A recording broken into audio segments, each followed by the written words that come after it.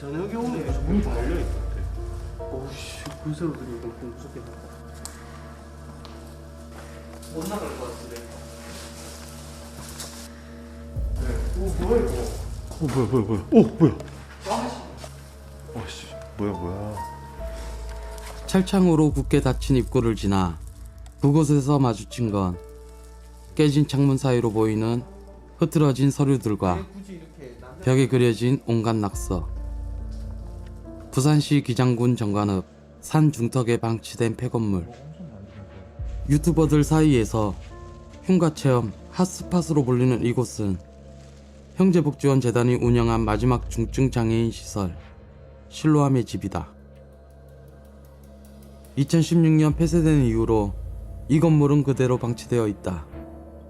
그리고 피해 생존자인 우리도 마찬가지이다.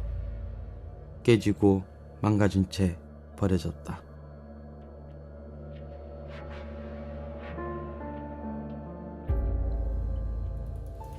TVN 특집 다큐멘터리 살아남은 아이 두 번째 이야기 누나야 연두딸이 가자 제2부 연옥.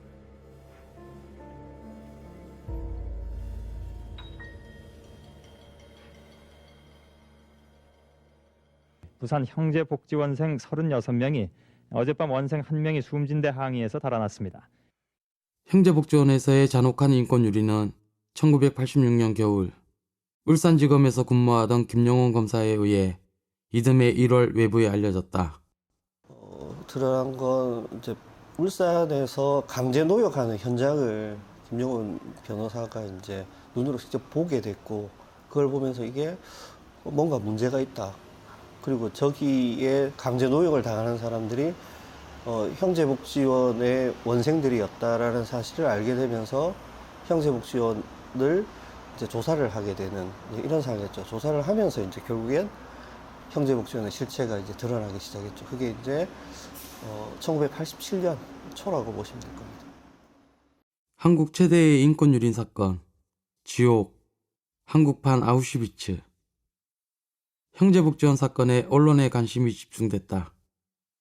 언론은 형제복지원을 생지옥, 살상원, 아우지탄강이라고 표현하면서 박인근 원장과 정부를 질타하는 기사를 쏟아냈다. 하지만 그뿐이었다. 박인근 원장은 2년 6개월가량의 짧은 형기를 마치고 사회적, 경제적으로 살아남았다.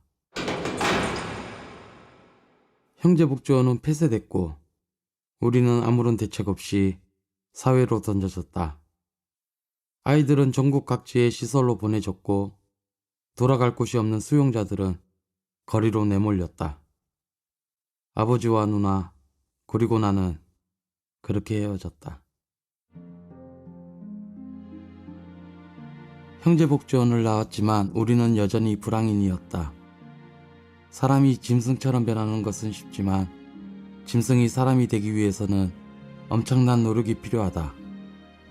형제복지원 출신이란 편견과 가난, 낮은 학력, 피해 생존자에게 세상의 벽은 너무 높았다. 제가 조금 배운 것이 없다 보니까 나와가지고 사회에 적응하기 힘들다고. 그러니까 상황밖에 더 있습니까? 내가 죽으려고 여기 또 죽으려고 뛰내려가지고 어깨 뛰내려 뿌고 막 아무리 생각해도 내가 왜 죄도 없는데 그런데 잡혀갔을까. 저는 나와갖고 신문도 팔고 뭐 껌도 팔고 볼펜도 팔고 옛날에는 버스에서 이제 찌라시 같은 거 돌리고 이렇게 서갖고 하는 거 있지 않습니까? 그거 하고 다 팔고 이렇게 했죠. 처음에 나와가지고 은둔 생활을 했죠. 한 6개월 정도 집에 있었어요. 그리고 이제 집을 나왔죠. 제일 처음에는 친구가 달방을 얻다 해서 나왔는데 나오니까 아무것도 할 게 없지. 그랬더니 친구한테 계속 신세는 돈이 없는 상태에 신세는 질 수가 없어. 그 호퍼집. 그래서 이제 친구랑 같이 알바를 했죠. 하다가 이제 일자리가 났어요. 어디겠어요? 제가 배우지 못하고. 뭐 제가 배운 게 있으니까 어디겠어요? 처음에 술집 생활을 하게 된 거죠. 삶은 고단했다. 형제복지원이 남긴 상처가 일상을 짓밟았다. 일상적인 구타로 인한 후유증으로 몸은 거의 만신창이었다. 제 같은 경우에는 뭐 이빨도 다치고 이래갖고 막 빼고, 그러니까 말이 좀 셉니다, 제가.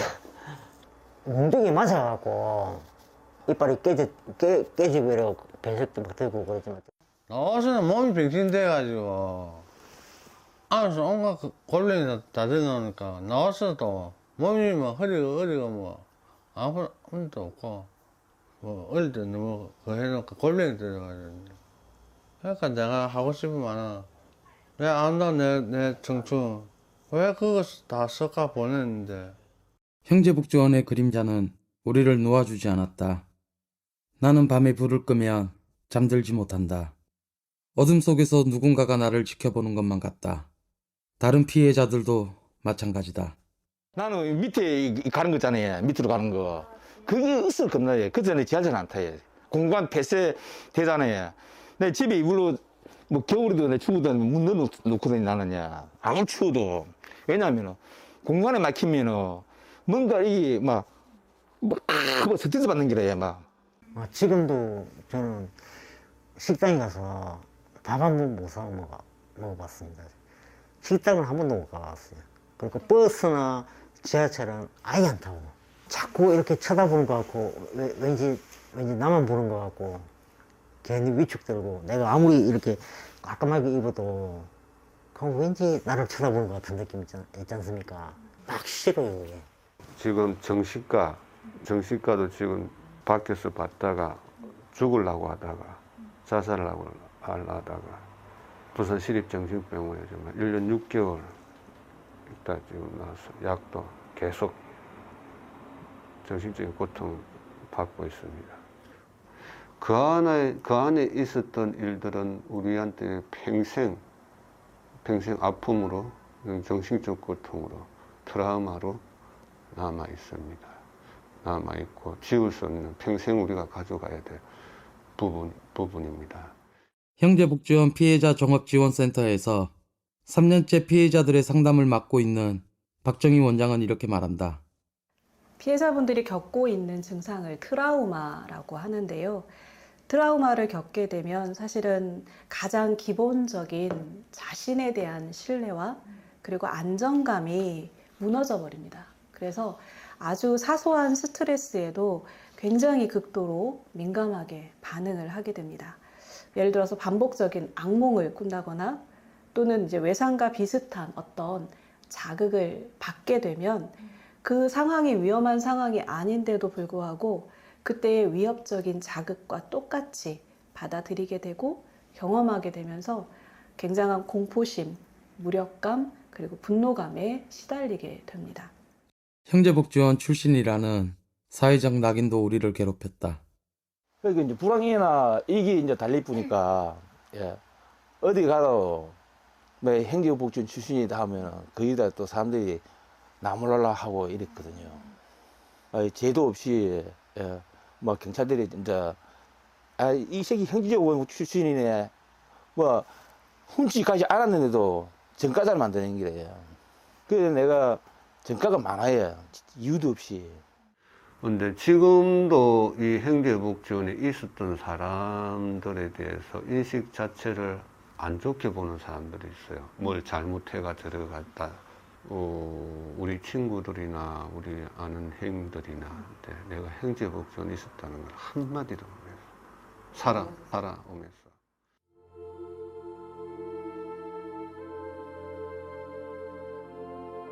2007년 형제복지원에서 헤어진 지 20년 만에 만나게 된 아버지와 누나는 정신병원에 있었다. 아버지는 나를 국정원 직원으로 생각했고 누나는 9살의 내 모습만 기억한 채 과거의 악몽 속에 머물러 있었다. 나는 궁금했다. 우리는 왜 이렇게 살아야 하는 걸까? 도대체 우리 가족은 왜 이렇게 고통받아야 할까? 답을 찾기 위해 나는 과거로 거슬러 올라가기 시작했다. 1년 전, 3년 전, 10년 전. 그리고 그 끝에 형제복지원이 있었다.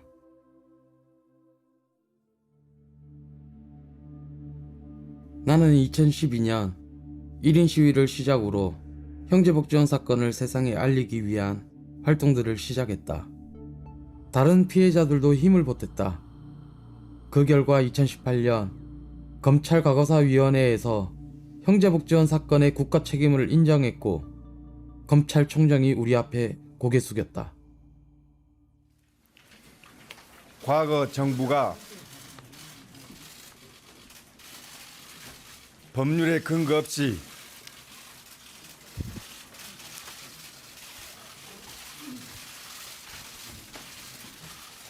내부부 훈령을 만들고 보호한다는 명분으로 국가 공권력을 동원하여 국민을 형제복지원 수용시설에 감금하였습니다. 게다가 강제 노역을 시키면서 폭력 행사 등 가혹 행위를 하여 인권을 유린하였습니다. 당시 김용원 검사가 형제복지원의 인권 유린과 비리를 적발하여 수사를 진행하였습니다. 그러나 검찰이 외압에 굴복하여 수사를 조기에 종결하고 말았다는 과거사위원회의 조사 결과를 무겁게 받아들입니다. 기소한 사건마저도 재판 과정에서 관련자들이 제대로 처벌받지 못하였습니다. 이러한 과정은 민주주의라고 할 수 없습니다. 이렇게 피해 사실이 제대로 밝혀지지 못하고 현재까지 유지되는 불행한 상황이 발생한 점에 대하여 마음 깊이 사과드립니다. 이듬해인 2019년 형제복지원 운영에 적극적이었던 부산시에서도 책임을 인정했다. 피해자 명예회복과 피해 지원에 대해 최선을 다할 것이라 약속했다. 형제복지원 사건 피해자 명예회복 및 지원에 관한 조례도 통과하면서 형제복지원 사건 해결에도 한 발짝 다가선 것처럼 보였다.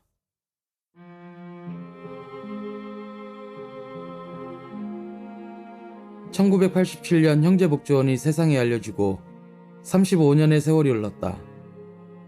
나는 묻고 싶다. 무엇이 변했는지, 그리고 무엇이 달라졌는지, 또 무엇이 해결되었는지. 우리 사회가 너무 빨리 잊어버렸어요. 그러니까 87년에 3월경에 이제 이런 문제가 드러나서 박인근은 구속이 되고 그리고 처벌을 받을 수 있는 상황이 만들어졌음에도 불구하고 사람들의 기억 속에는 빨리 이 부분이 잊어져 버렸죠. 그런 과정 속에서 이제 결국에는 박인근 외환관리법 위반으로 2년 6개월만 사는, 그러니까 인권 유린, 그리고 이제 뭐 살인죄라든지, 그러니까 뭐 강금, 폭행 뭐 이런 부분들에 대한 게 아니라 외환관리법으로 이제 처벌을 받았던 부분이고, 그런 과정 속에서 시민들은, 국민들은, 언론은 다 잊어버렸죠. 시기가, 그 당시가 87년이라는 이제 격변의 시기이긴 했지만 우리 기억 속에는 형제복지원이 있었나? 그리고 이제 이렇게 처벌받았으니 이제 형제복지원은 사라졌겠지 라고 했지만, 결국에는 박인근은 다시 이제 형을 살고 나온 후에 다시 형제복지원을 이름만 바꾸면서 유지할 수 있고, 그리고 그게 이제 2000년 초반까지도 계속, 죽기 전까지도 형제복지 지원재단이라는 명칭만 바꾸고 계속해서 복지를 했었죠. 제대로 된 진상규명 없이 너무도 많이 흘러버린 세월 앞에 피해자임을 입증하는 일도 오롯이 피해자들의 몫이 되어버렸다. 사회복지연대 김경일 사무국장이다. 형제복지원 사건은 일단은 지금까지 흘러온 시간이 30년이 넘어요.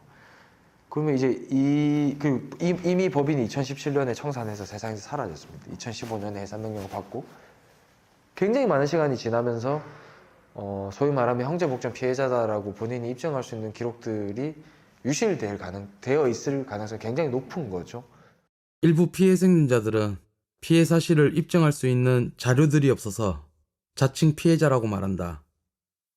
스스로 피해자임을 증명해야 하는 상황 속에서 형제복지원 피해자들은 35년이 지난 오늘까지도 형제복지원 사건의 진상규명과 국가로부터의 사과를, 자신들의 명예회복을, 피해에 대한 합당한 배보상을 외치고 있다.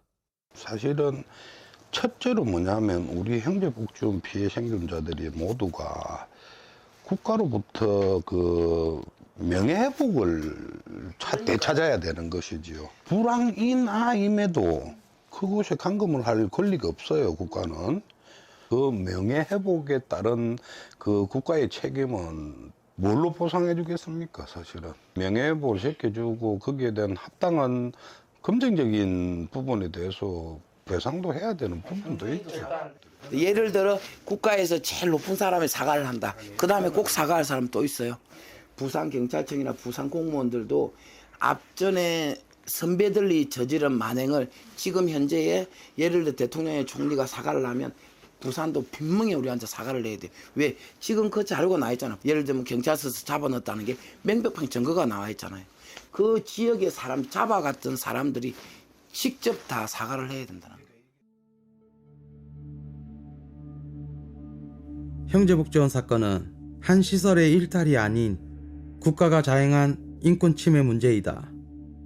불황인을 단속하고 감금했던 경찰, 관리 감독하지 않은 공무원, 형제복지원을 비호한 정치인들, 시설을 운영했던 복지사업가, 그리고 형제복지원의 존재를 옹호했던 사람들까지 그 누구도 책임에서 벗어날 수 없다. 실제 형제복지원이 그 사건이 터지고 이렇게 운영을 못하게 되면서 주민들이 그 탄원서를 쓴 게 있어요. 이 너무 거리 일대가 지저분하고 불황인들이 뭐 양아치들이 거리에 나와가지고 막 거리가 너무 이렇다고 막 이야기해서 막 탄원서 같은 걸 쓴 기록이 남아 있는데, 지역 사회에 같이 살고 계신 주민들이 그런 인식들이 강했죠. 주민들마저도 뭐 불황인, 불황아라는 낙인을 굉장히 세게 찍었었고, 지금도 뭐 이제 그 당시 형제복지원을 경험해 보셨던 분들한테는 그거는 잡혀갈 만하니까 잡혀갔겠지, 그런 게 있어야 나라가 깨끗하다, 이런 이야기를 여전히 하고 계신 분들이 계세요. 그래서 국가가 조직적으로 여러 관계기관들이 뭐 묵인해가며 내지는 협력해가며 유지해온 것도 있지만, 거리 정화 사업이라고 했던 그 시기에 많은 시민들이 또 그런 부분들을 좀 동의해 오거나 묵인해 왔다라는 부분도 뭐 피할 수 없는 사실인 것 같습니다. 살아남은 자는 말한다. 형제복지원 사건은 아직 끝나지 않았다고.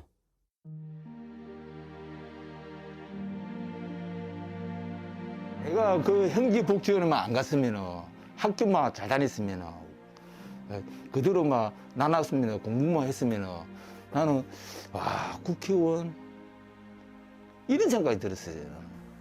어릴 적에는 그다지 뭐 집이 잘 사는 집이 아니었기 때문에 그냥 기술 배워갖고 그렇게 넉넉하지는 않지만 그냥 나름대로 행복하게 사는 게 꿈이었죠. 아버지는 얼마 전 정신병원에서 영면하셨다. 자식들을 형제복지원에 보냈다는 죄책감으로 평생을 괴로워했던 내 아버지. 나는 안다. 아버지의 잘못이 아니라는 것을. 용서를 빌어야 하는 건 그들이라는 것을. 나는 아버지의 마지막 가는 길에 이렇게 말했다. 당신을 원망하지 않는다고. 누나도 아버지에게 마지막 인사를 했다. 아빠 잘 가라. 아빠 잘 가라. 아빠 잘 가라. 누나의 마지막 인사를 받으면서 아버지는 우리 곁을 떠났다. 누나는 지금 정신병원을 나와서 나와 함께 살고 있다. 그래, 야옹야옹하지. 내 어렸을 때 지났을 때 네 고양이 데리고 왔다 이거. 간밤에 검은 고양. 그래, 검은 고양이 데리고 왔다 이거. 간밤에. 그래, 간밤에. 고양 검은 고양. 그래. 양아지. 그래. 검은 알. 그래. 야. 응. 야. 응. 누나는 여전히 그 악몽 같은 과거 속에 갇혀 있다. 이 좋은 세상, 이 좋은 것들을 다 놔두고 무서운 것들만 가득했던 그곳에서 스스로를 보호하기 위해 자신만의 시간 속에 갇혀 있는 것이다. 나는 누나에게 말하고 싶다. 이제 얼마 남지 않았다고. 끝이 보인다고. 그만 밖으로 나와도 된다고. 함께 맛있는 거 먹고 좋은 거 보러 다닐 그날이 얼마 남지 않았다고. 그냥 이제 우리가 이제 원하는 건 뭐냐면은 이제 폐교를 갖다가 이제 하나 만들어 가지고 이제 우리만 이제 쓸 수 있도록 좀 이제 해달라고 요걸 지금 주장하고 있거든요. 그 우리가 이제 같이 만나서 놀고 또 사회 사람들도 구경시켜주고 또 얘기도 듣고 이런 공간을 좀 마련해 주겠다. 이렇게 언론들이 대대적으로 행제복지원에서 있었던 사람들 피해 사실을 이렇게 많이 알려주시고 거기 왜 우리가 우리의 피해를 받았는지 지금 젊은이들에게 이런 일이 대한민국이 다시 일어나지 않도록 인식할 수 있도록 그런 걸 대대적으로 알려가지고 국민들이 알게끔 해야 된다고 저도 생각을 합니다. 저는 의료 지원하고 경제 지원을 좀 해줬으면 좋겠어, 솔직히. 그렇잖아요. 제 인생이 뭐 이렇게 너무 낮게 이렇게 살다 보니까 저한테 무슨 명의가 무슨 필요하겠습니까? 솔직히 깨놓고 그냥 먹고 건강해지고 좀 내 사는 날까지 그냥 좀 아무 생각 없이 그냥 좀 살았으면 좋겠다는 그런 생각이 최고 많이 들어요. 솔직히 그게 이루어진다면은 제 노하우로 그냥 뭘 해도 될 것 같아요. 뭐 음식점을 한다든가 뭐 소박하게 한다든가 이래도 작은 돈으로. 그날이 오면 누나가 그랬던 것처럼 같이 손잡고 그 누구보다 행복하게 웃으며 이렇게 말하고 싶다. 누나야, 연두다리 가자.